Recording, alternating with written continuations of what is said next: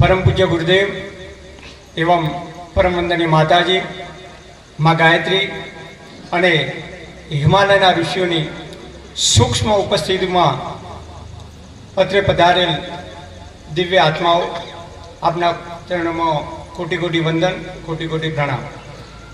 आपણા શરીરની અંદર રોગ કેવી રીતે ઉત્પન્ન થાય છે? હવે મને પેટની અંદર ગેસ થતો હતો એ પહેલા કહી દઉં કે મને કબજિયાત બહુ થતી હતી। કબજિયાત કેવી રીતે દૂર થઈ? તો કબજિયાત દૂર કરવી હોય ને, હમણાં અમે હરિદ્વાર ગયા હતા બેટરી ચાર્જ કરાવવા માટે ગુરુ સત્તાન ત્યાં ગુરુદેવ જોડે। તો એક બેનને કબજિયાત થઈ, મને કે ભાઈ કબજિયાત થઈ કોઈ દવા ચૂરણ કૂરણ હોય તો આપો।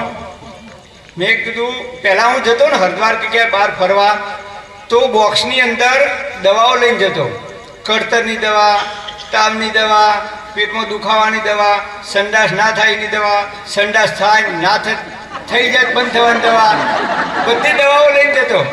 અને અત્યારે હું એક પણ દવા લઈને નહીં જતો, ડબ્બો લઈને ગયો તો પણ એની અંદર શું લઈને ગયો તો ખબર? દિવેલ, તલનું તેલ, સરસવનું તેલ, હિંગ, મધ, આ બધી વસ્તુઓ લઈને ગયો તો, જૂઠું નહીં બોલતો। એ બેનને રાતે 10 વાગે મને કે ભાઈ 2 દિવસથી ગાડીમાં આવ્યા ને સંડાસ થતું નહીં, પેટમાં ગડબડ થઈ ગઈ છે, કબજિયાત થઈ ગઈ છે।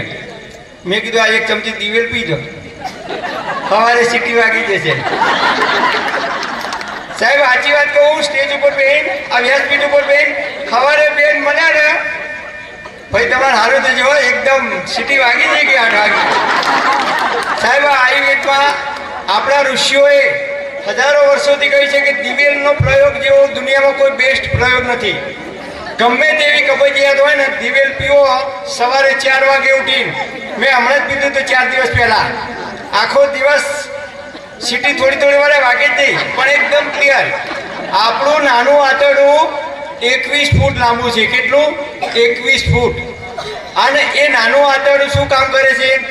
ખોરાકને પચવવાનું કામ કરે છે। મોટું આંતરડું શું કામ કરે છે? શોષવાનું કામ કરે છે। આપણું જઠર પેટ શું કામ કરે છે? ખોરાકને વલોવવાનું કામ કરે છે। તો તમે દિવેલ સવારે 4 વાગે ઉઠીને જો વધારે કબજિયાત હોય, સવારે 4 વાગે ઉઠી અને 1 ચમચી ઉંફાળું પાણી કરવાનું, થોડુંક નવ શેકવું, એની અંદર 1 ચમચી દિવેલ નાખીને પી જવાનું। હું ઘણીવાર પીવું છું એમણે। પહેલાંના જમાનામાં જુઓ તો આપણા જે ઘડિયાઓ હતા બાપ દાદાઓ, એ છોકરું બીમાર ના પડે ને એટલે મારી બા કહેતી છોકરાને દિવેલ પી દેવાનું 15 દિવસે અડધી ચમચી। મેં કીધું બા શું કરવા? મને કે છોકરું મોઢું ના પડે। એમને ખબર નથી કે આ દિવેલ પીવાથી પેટના રોગ દૂર થાય, દિવેલ પીવાથી નાના બાળકને કોઈ રોગ ના થાય, એટલે કે કબજિયાત ના થાય। પણ આપણા ઘડિયાઓને ખબર નથી, પણ એટલી ચોક્કસ ખબર હતી કે દિવેલ 15 દિવસે કે મહિને છોકરાને પીએ તો એને રોગ ના થાય। મારો દીકરો જ્યારે નાનો હતો 1-1.5 વર્ષનો, એ વખતે એને કબજિયાત થઈ।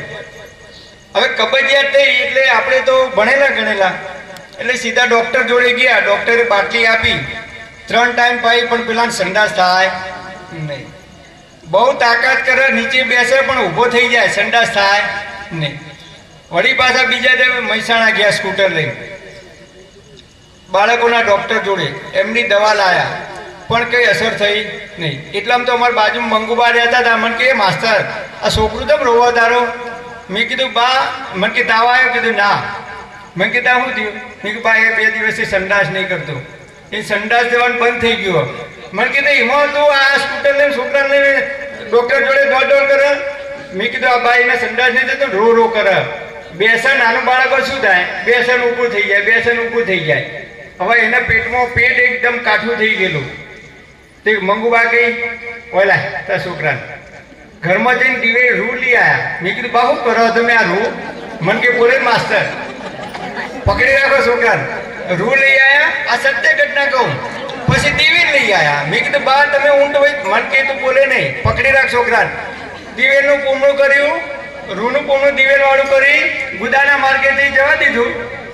2 મિનિટ રોયો સાહેબ, 5 મિનિટમાં વિધિન 5 મિનિટ રોડ ઉપર આમ કરતા ત્યાં પેટ સાફ થઈ ગયું। આ જે આપણી પરંપરા હતી ને એ ઋષિ પરંપરા હતી।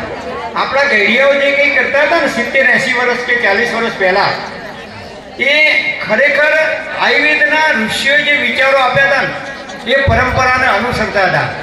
પણ પરમ પૂજ્ય ગુરુદેવે આ બોલાવ્યું, હું જે કંઈ બોલ્યો એ ઋષિઓના વિચારો હતા, તમારા સુધી પહોંચાડવાનો પ્રયત્ન કર્યો.